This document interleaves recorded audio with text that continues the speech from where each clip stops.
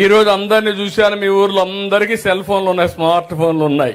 ఒకప్పుడు 25 ఏళ్ళు 30 ఏళ్లకు మునుపు నేను సెల్ ఫోన్ మాట్లాడితే అందరూ నన్ను ఎగతాళి చేశారు.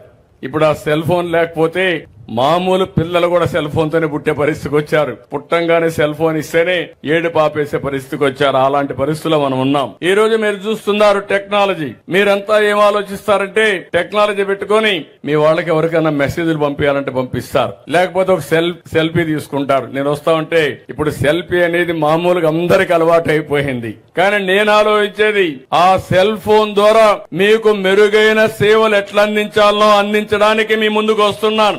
అందుకే ఒక వాట్సాప్ గవర్నెన్స్ అన్నాను. మీరు ఏ ఆఫీసుకు పోయే పని లేదు, మీ చేతుల్లోనే ఈ ప్రభుత్వం ఉంటుంది.